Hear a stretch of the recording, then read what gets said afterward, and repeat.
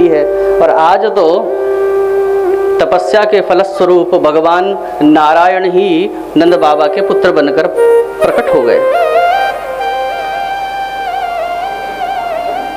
नंद बाबा गायों के उपासक हैं।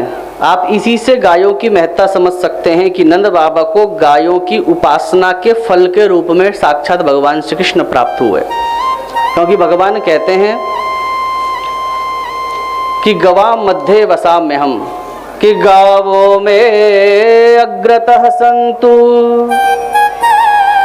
गावों में संतु पृष्ठतः, गावों में सम्मुखे संतु, गवा मध्ये वसाम्यहम्।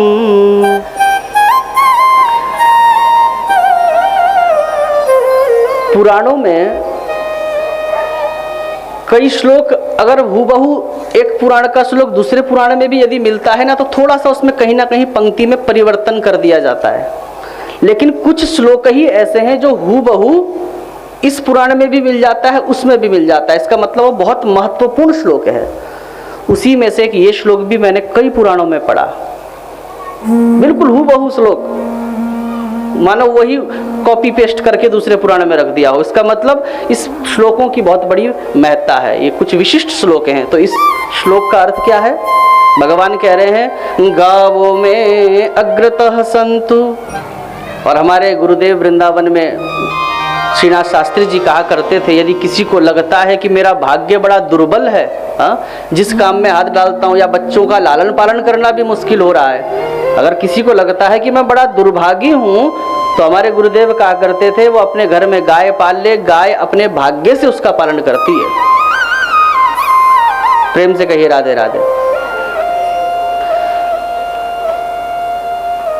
तो आज गौ सेवा के फल के रूप में भगवान श्री कृष्ण की प्राप्ति हुई, भगवान का अवतार हुआ।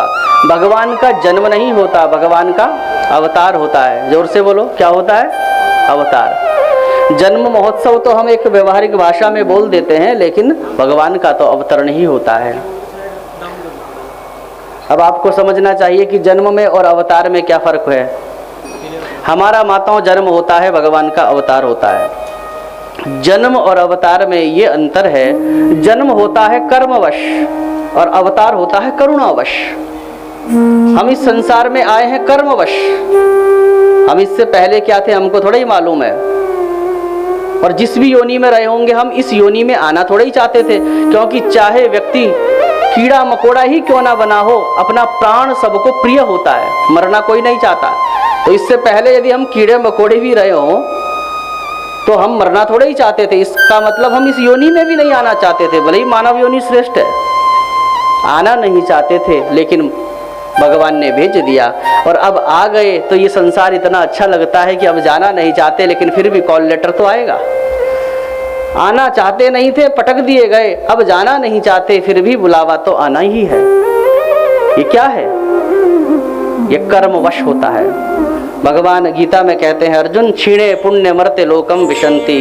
अरे हमारी तो बातें ही छोड़ दो, इंद्र का भी जो पुण्य है वो सर्वदा बना नहीं रहता। इंद्र के पास जो इंद्रासन की जो सत्ता प्राप्त है वो भी हमेशा नहीं बनी रहती।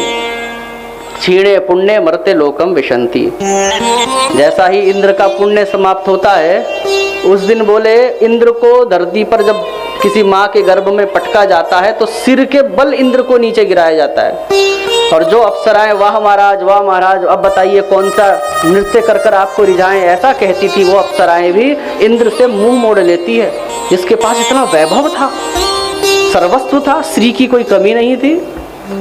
और उस इंद्र को भी सिर के बल गिराकर माँ के गर्भ में पटक दिया जाता है। और पुनरपि जननम पुनरपि मरणम।